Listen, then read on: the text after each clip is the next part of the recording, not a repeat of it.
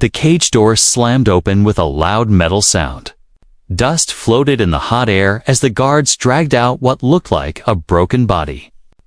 It was a girl, but not like others. Her face had feline features, soft white fur, long ears, and bright golden eyes that had lost their shine. Her tail hung limp, bruised and dirty, a heavy collar wrapped around her neck, and a thick tag read, "Rejected breeding stock, UNFIT." She didn't cry, she didn't fight. She had done that before, and it never worked. Now, she just lay there, curled up near the slave market wall, waiting for someone to take her or kill her. Either would be fine, she thought.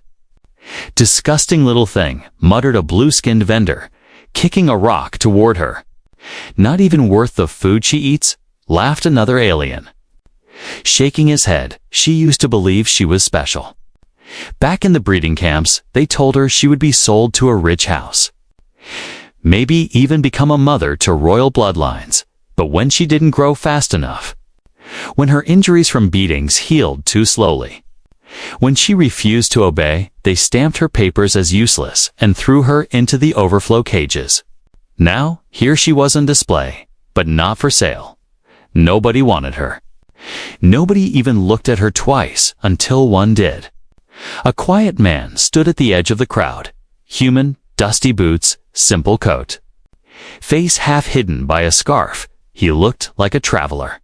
Or maybe a broken man with no real home, but his eyes were wide open and sharp. Watching her carefully, he didn't laugh. He didn't spit like the others. He walked closer.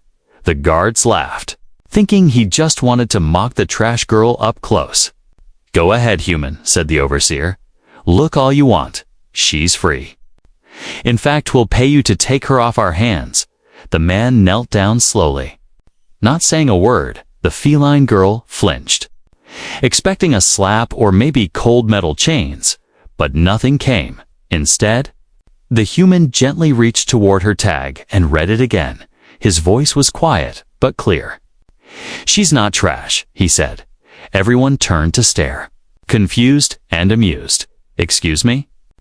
The alien vendor asked, laughing. "Did you say she's not trash?" "She's breathing, isn't she?" The human replied, "Then she's not trash." The feline girl looked up at him for the first time. Her eyes trembled, scared, tired, and full of confusion. Why wasn't he laughing? Why didn't he hit her? The human stood up, pulled something from his coat. Wasn't much. Just a few credits, maybe enough for a day's food. He held it out to the guard. "I'll take her," he said. Now, the overseer stared at him like he'd gone mad. "You want that thing?" He barked. "She's no use. She's failed every test, too thin, too wild, too broken. I don't need her to pass any tests," the man replied. "I just need her to come with me."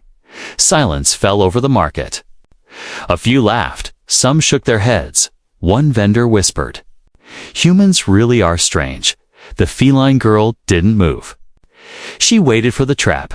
Maybe this was a trick. Maybe he'd take her somewhere worse. But then the human crouched again, this time meeting her eyes fully. "My name is Kane," he said softly. "I don't want to hurt you. I just want to get you out of here." Her lip trembled. Her tail twitched slightly. No one had asked her anything in years. No one had looked at her like that, like she was a person. "Can you walk?" he asked. She nodded, weakly, and slowly pushed herself to her feet. Her legs shook. And Kane reached out carefully, not to force, but to help. She hesitated, then leaned against him. The guards shrugged. "Your problem now?" one muttered.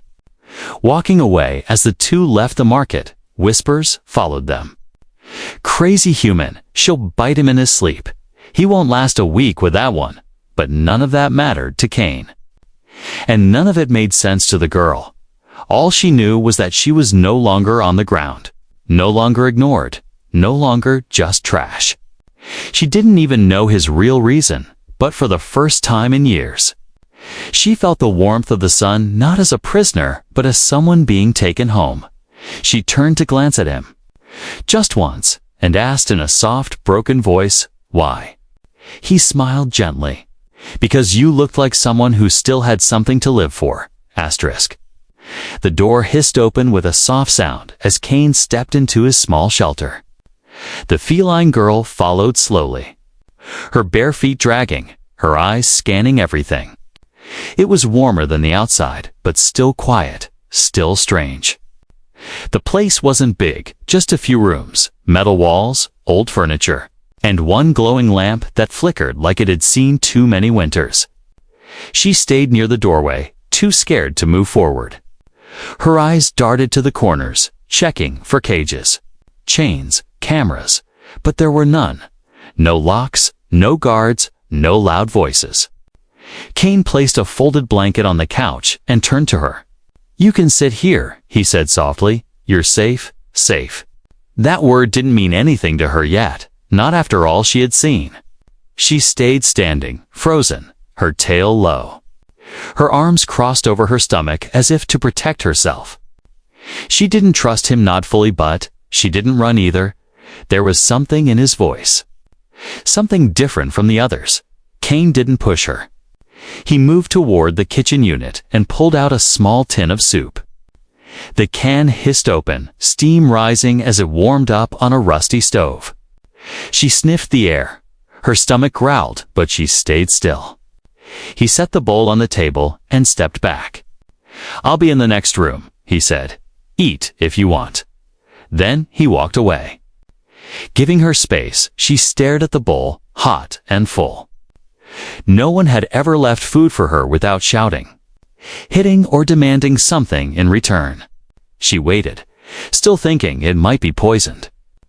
But the smell, it pulled her forward. Her hands trembled as she picked up the spoon. She took one small bite, then another, then forgot her fear.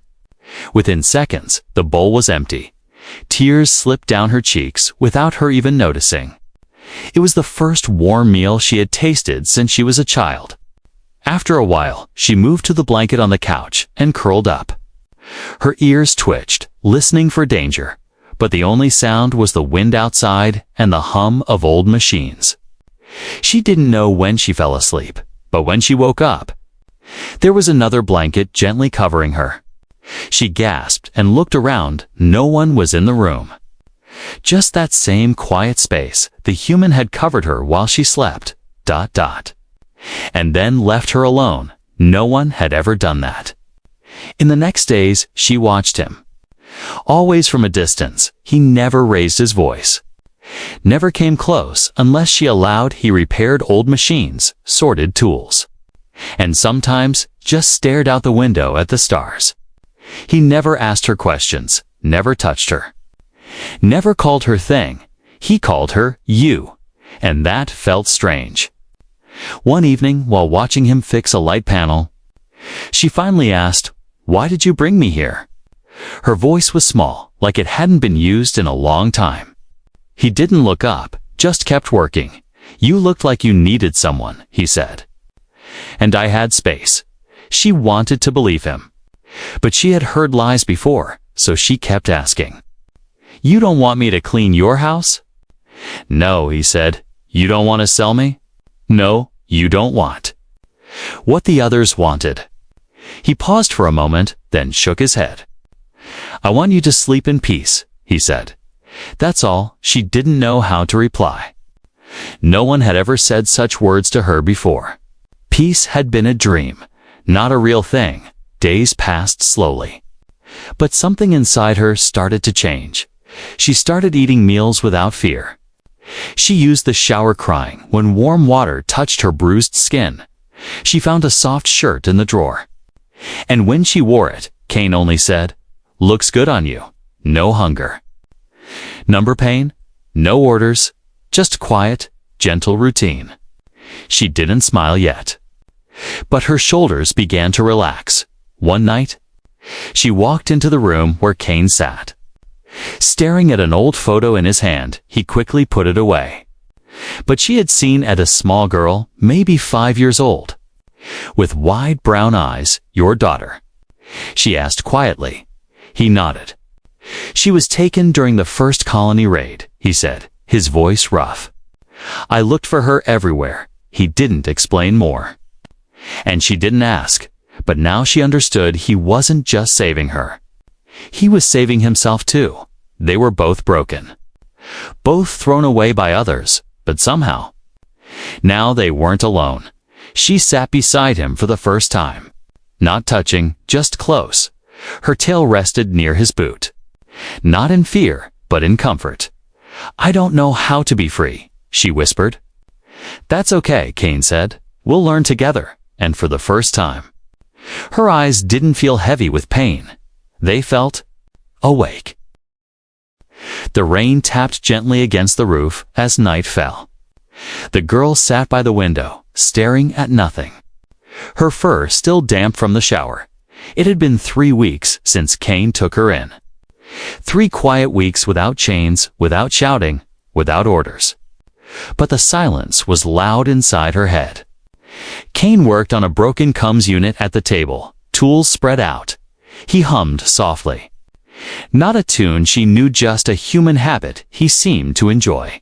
She watched him, always, from the edge of the room. Sometimes she wanted to speak. Sometimes she just wanted to listen. Her name, she still didn't remember. In the breeding facility, she was just Unit 17 Beta. Kane called her you, or sometimes Little One. It sounded strange.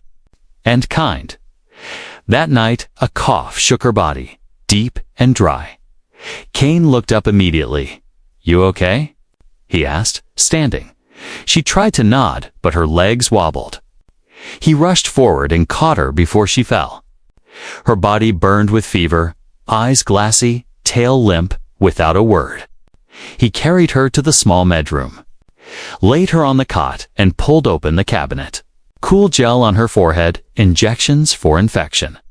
A small scanner flashing red. Fever, he muttered. Too high, she didn't understand most of what he said. But his hands were gentle, his voice calm. She waited for him to strip her down or lock her to the bed like in the facility. Instead, he covered her up, placed a bottle of water beside her, and sat nearby that night. Her dreams returned. Dark rooms, metal tables. Alien doctors injecting her with needles. Fur-torn limbs held down. Voices cold. You're no good, defective. Trash. She woke up screaming, her claws out, body shaking. Kane jumped up, but didn't touch her. He just said, It's okay. It's over. You're here. She blinked fast. Chest heaving, her shirt soaked in sweat. Kane reached to help her change clothes, but she pulled back, panicked. No, she whispered. Don't look. He paused. Knelt down and said gently, Only if you say it's okay. She stared at him. Breathing hard, then slowly, with trembling fingers. She pulled up the side of her shirt, just a little. Enough to show the long scar down her ribs, twisted. Ugly, old. Another brand on her hip, faded but cruel. Kane's face didn't show shock or pity. Just quiet sadness and respect. Who did that? He asked, voice low. She looked away. The doctors, she whispered. They said I didn't respond well. So they punished me. Kane sat down beside her, still saying nothing. But his silence was not cold, was warm, solid, safe. Your scars don't make you less, he finally said. They prove you survived. She covered herself again, tears stinging her eyes.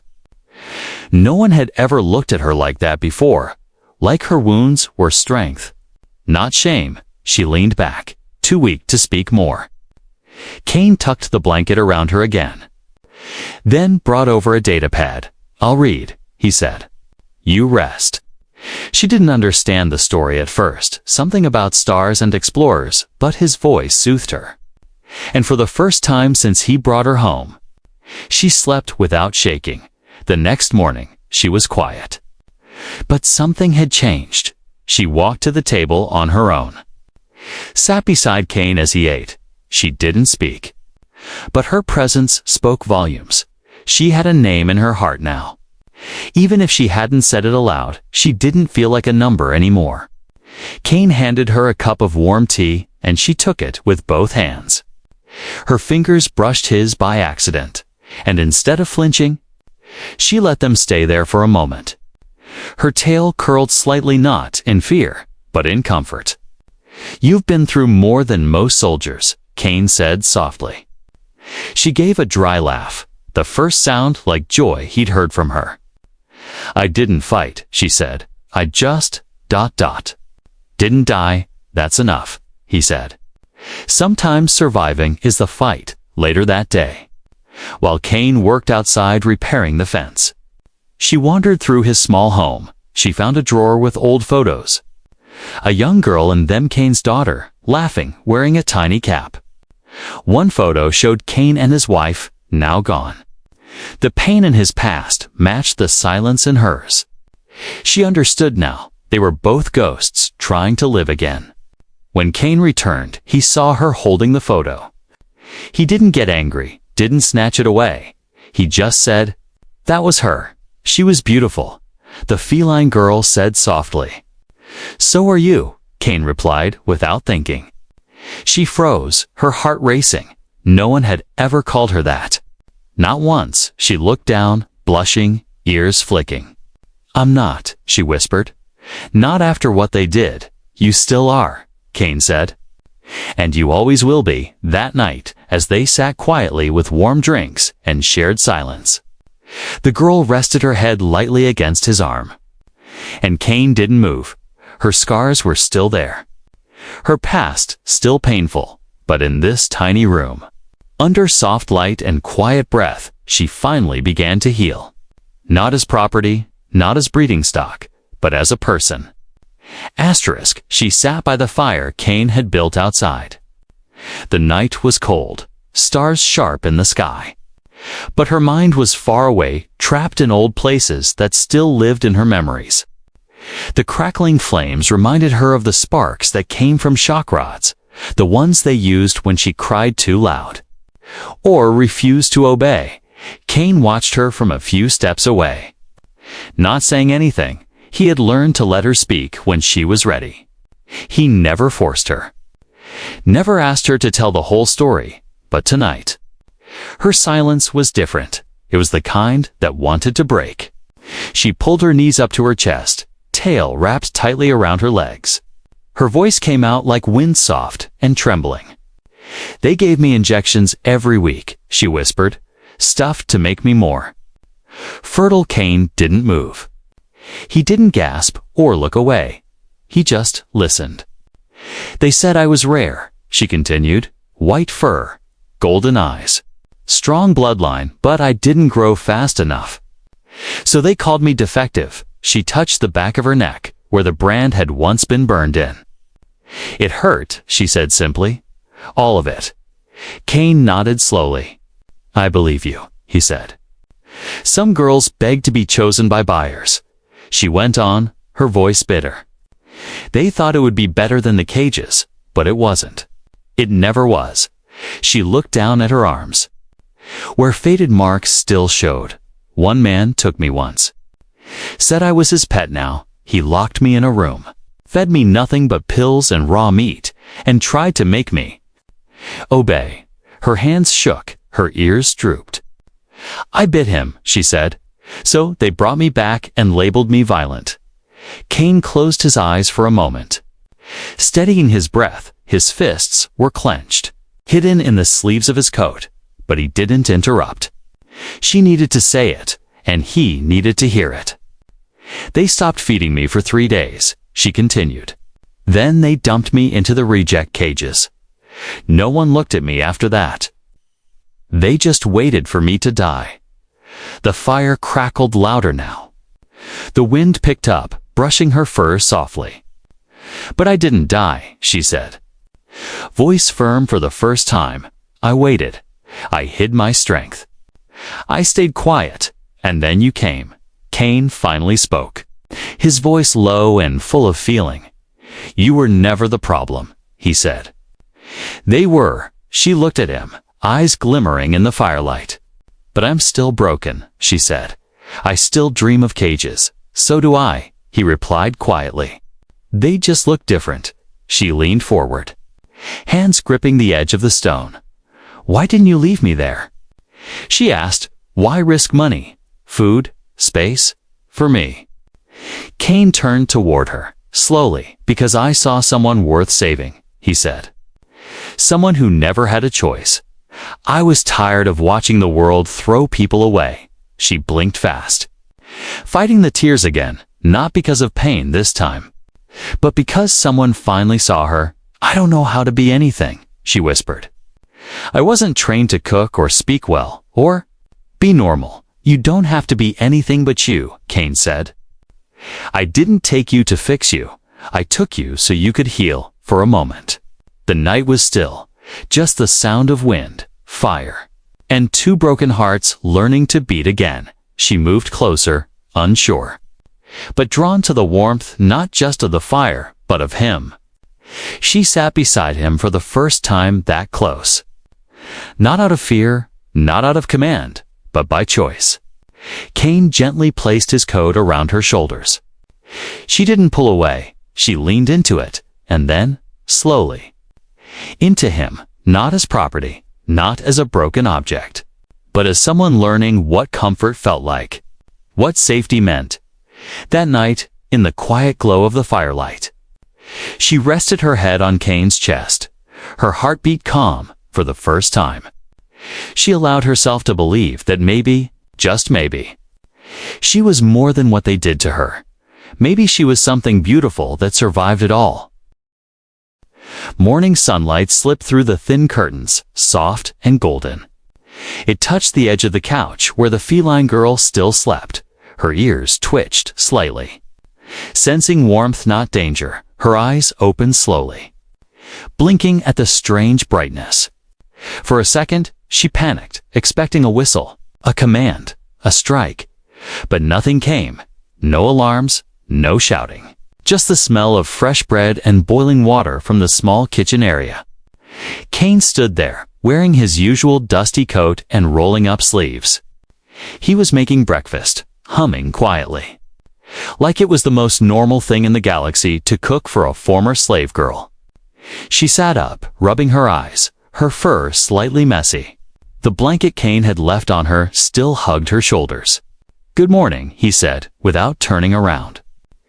You slept for 9 hours. She stiffened, not knowing if that was too much. Back at the facility, they used to punish anyone who overslept. I'm sorry, she said quickly. I didn't mean to. You needed it, Cain interrupted gently. Rest is healing. She looked down, unsure what to say. Then something caught her eye. Neatly folded clothes on the chair next to her. Not uniforms, not scratchy tunics like the facility gave. These were soft, warm, real clothes in her size, a tunic, leggings, even a little pair of warm boots. Are these for me? She asked quietly. Try them, Cain said with a nod. They're yours. She carried them into the washroom and stared into the mirror. The face looking back at her didn't feel like a stranger anymore. The bruises were fading. The eyes looked less hollow. Her fingers touched her fur gently. She hadn't felt clean in years. She changed slowly, carefully, like each movement might shatter the moment when she stepped out. Cain turned and saw her. He didn't stare, didn't smile wide like some men did. He just gave a soft nod and said, "Looks like they fit." She stood frozen, not sure what kind of reaction she expected. Praise, mockery, orders. But instead, Cain set a plate down on the table and said, "Let's eat." The breakfast was simple bread, eggs, hot tea, but it tasted like a feast. She chewed slowly, watching him from across the table. And for the first time, something small, something soft stirred in her chest. A laugh almost came out when she saw Cain try to slice the bread with a dull knife and fail miserably. She covered her mouth quickly, shocked by the sound that nearly escaped, but Cain noticed and looked at her with raised eyebrows. What? He asked playfully. That was a perfect cut. She bit her lip. tail twitching, and then without thinking, she smiled.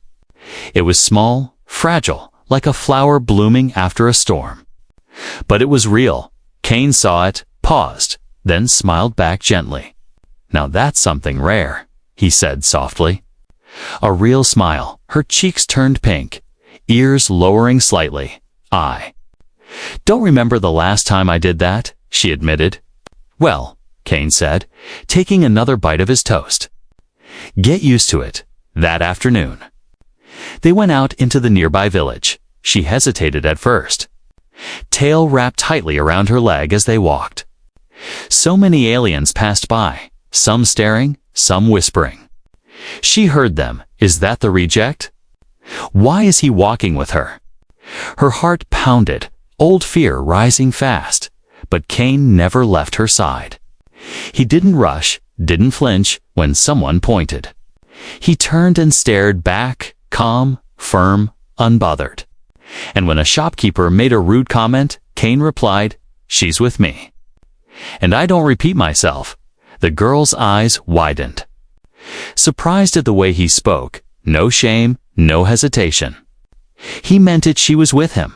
Not behind him, not below him, at a corner fruit stand. He handed her a bright yellow orb. "Try it," he said. "Tastes like sugar and stars." She sniffed it cautiously, then took a small bite. Her eyes lit up and her tail flicked with surprise. "It's sweet," she whispered, chewing slowly. "It's good," Kane smiled. "Told you," as they walked back home. She held the leftover fruit close. People still stared, but she didn't look down anymore for the first time. She didn't feel like trash or a tool. She felt visible. When they reached the door, Kane turned and said, "You did well today." She looked up at him, eyes shining. "I didn't bite anyone," she said with a small grin. Kane laughed, the sound warm and honest. "That's a good start," he said. "Next time, maybe we teach you how to say hello without hissing." She chuckled and walked inside. The warmth in her chest didn't fade. That night, as she curled up under the blanket, she whispered a word to herself, a word she hadn't used in years. Happy asterisk. The sky was heavy with gray clouds. Winds blew dust across the quiet street as Kane and the feline girl stepped into the old repair shop. They were just picking up apart a cooling unit for the water line. It should have been a normal day, but fate doesn't knock. It crashes in when you least expect it. She stood beside Kane, hands behind her back, tail curled loosely. She had even smiled when the old shopkeeper offered her a sweet. Her trust was growing, her world softening, until the door creaked open behind them. She turned casually, expecting another customer. Instead, her heart stopped. There stood a tall alien with dark green skin, long narrow eyes, and a symbol tattooed on his neck. The symbol of House Drexel, the same house that once branded her and sold her body like it was meat. Her legs froze, her tail stiffened. The man's eyes landed on her, and widened in surprise, then narrowed with cruel delight. "Well, well," he said, stepping forward. "Isn't this a surprise?" The shop fell silent. Kane immediately noticed the girl's breathing change.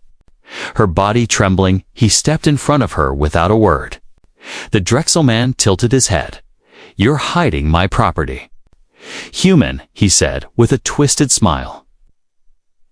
"That one belongs to our breeding camps. She doesn't belong to anyone," Kane replied calmly. "She's free now." The alien barked a short laugh. "Free." He spat.